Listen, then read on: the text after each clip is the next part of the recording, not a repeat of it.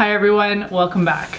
So today I want to have a little bit of a play around with some Art Deco products that are completely new to me. I have More Than Nude eyeshadow palette, the Most Wanted Kiss Kiss lip palette, and a contouring palette, as well as a few I thought these were just Kajal liners, and then I read the PR package for it, and there's actually a mascara in here, and I am completely inspired by this bright blue shade.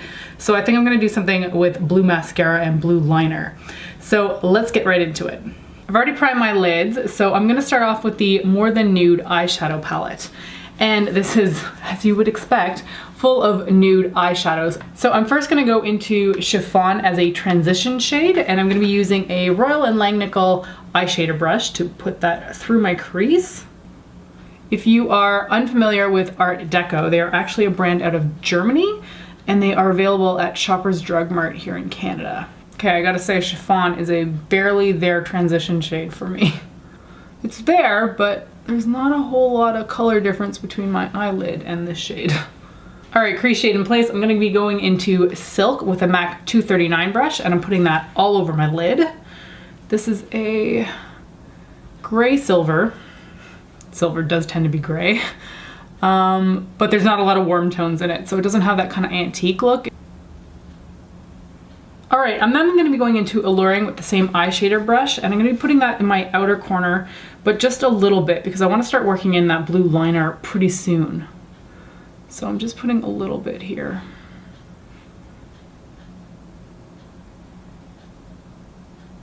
Okay, I'm switching to my MAC 217 brush because I don't feel like that other one was depositing enough color. Yeah, it's a little bit better. I would say overall that these eyeshadows are coming across very sheer. If you're looking for something soft and subtle, this would be a good palette, but I'm struggling a little bit with some of these deeper colors, which I expected would be a lot darker. That being said, the sheerness may actually help me with this look because I tend to go ham on the eyes, and then when I go to add different colored liner, I'm always like, oh, because usually my eyeshadow is too dark and the liner doesn't show up properly. All right, so now I'm gonna be going in with the fun part. This is the Art Deco Lash and Line Duo. So it's a mascara and a kajal in one. And this is the shade 3 Electric Blue.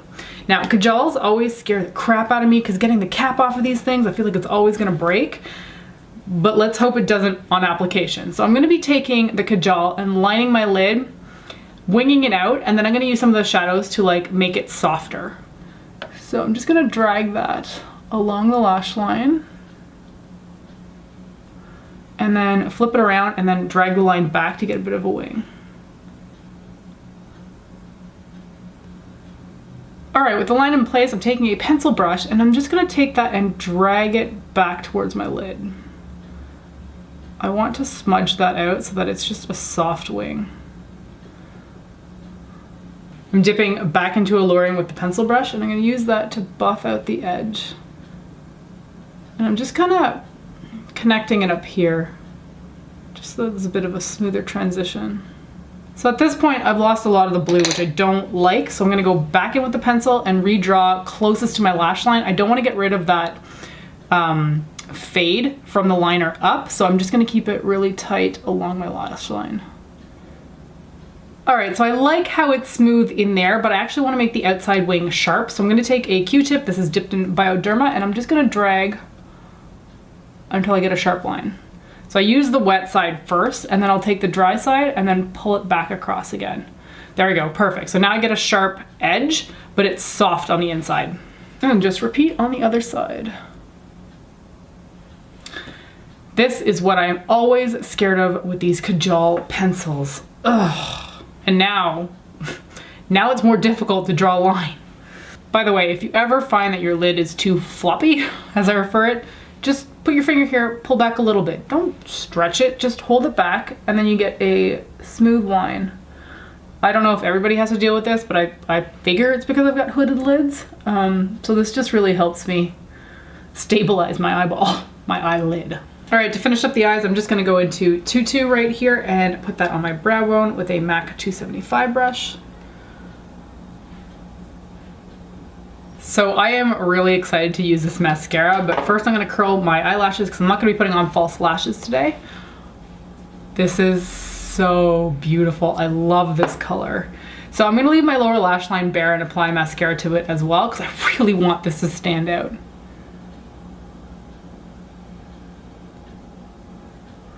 All right, that is 2 coats of the blue mascara on and I love it. I think the color is really, really pretty. And it's actually deep enough too that it does enhance my eyelashes, which is not something I was really expecting with such a vibrant colored mascara. One thing I forgot to add though is an inner corner highlight, so I'm gonna do that with lace. I just want the inside to be a little bit brighter. Yep, perfect. All right, eyes are done. I'm gonna move on to the face now. So I'm going to skim through this quickly because I've already reviewed the product, but I'll be applying the Nude foundation by ARTDECO to my face with a damp Real Techniques Miracle Complexion Sponge. If you are curious about a review, I do have one and I will link it in the description bar down below. This is the shade 70, which is a bit more of a winter color for me, but I haven't developed too much of a tan yet this summer, so adding a bit of bronzer will definitely bring this in line with my neck. I feel like it's always better to have a paler foundation than it is a darker foundation because there's no going back from a darker foundation than your body. Paler, at least you can make it look like you are highlighting your skin. Darker just looks like you don't know what you're doing at all, which I have been quite guilty of before. I get ready in the morning during the winter time and it can be quite dark and I don't have natural lighting yet. And sometimes it's been only a few months later that I've realized that my foundation was far too dark for my skin. And no one told me, but hey, maybe no one noticed either. Foundation is in place, so I'm gonna be going in with our contouring palette. I'm gonna use the cool one because it looked not as dark as the warm one. And this, as you would expect, is a more cooler tone contour palette. It does have a blush. You've got a matte highlighter in here as well as 3 different contour shades. I would classify these more as bronzers though because they are slightly warmer than this one. And then we have a strobing color as well, so highlighter. Now, I don't really contour. In fact, I don't think I'm skilled at all in it because I don't do it. So I'm gonna try using contour number 1 as an actual contour. This is a Real Techniques sculpting brush and we're gonna see how this goes. So I'm putting the product on the very edge of the brush and I'm going to create a line, hopefully a very subtle line, right underneath my cheekbone.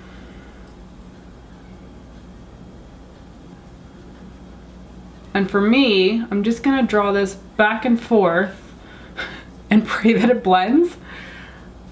I'll also pull it up too. I think that's okay. Thoughts? And on the other side, I think that's okay. In the camera, it looks a lot starker than it does in person, but my paranoia is kicking in, so I'm just gonna blend it out a little bit with my foundation sponge. All right, now for my favorite part, I'm gonna go in with contour number 2 and bronze with that shade. So I'm using the multitask brush by Real Techniques, and I put this everywhere. So temples, backs of my cheekbones. So contour's here, I want the bronzer up there. And then drag it down along my jaw. And same on the other side. Just gonna keep sticking with this palette so I can try it all out. I'm gonna go in the blush shade with a, you guessed it, Real Techniques blush brush. I really don't use much aside from Real Techniques brushes. Oh, that's pretty. And then I'm going in with a Real Techniques contour brush and I'm gonna go into the strobing color and put that on my cheekbones. It's very white though, so I'm gonna tap it off first. Yeah, this is quite, the sheen is beautiful, but it's very reminiscent of Becca's Pearl. So you have to be quite pale in order to use this because it will highlight your cheekbone quite a bit, but I think it would go kind of ashy on deeper skin tones. All right, to finish up the face, I gotta do my brows. So I also have a brand new product from ARTDECO called their Gel Cream for Brows. This is long wear and waterproof. And I'm going with the grayish shade that they have. This is the shade 24, I think. Yeah, Driftwood. And I like the way gray looks on my brows. And heck, I've been using the pants off of this eyebrow pencil by ARTDECO. I'm almost done, and this looks like almost the same shade. So they also sent along a brush with a spoolie and a angled brush, so I'm gonna be using that. Ooh, that's like a perfect match. Wow. Wow, this stuff is good. I can often struggle with brow pomades when they're too thick and they don't have enough like slip to them. This one's just gliding on. Maybe it's the brush too. Like, this is a really fine pointed angle brush. I'm having like a brow epiphany moment right now because I hate doing my brows. They are the bane of my existence, and this is actually like pleasurable for once. Oh my god, this is so nice. This never happens. I'm really happy with that. Look, it even comes to like a fine point. I find so often my brow tail just looks like I gave up on life. Like, it just like fizzles out and I'm like, oh, never mind. Last thing to do is my lips, and I'm gonna be digging into the Art Deco Most Wanted Kiss palette. And this comes with 6 different shades. There's also a lip brush in here, but I'm gonna be using something I already had on hand.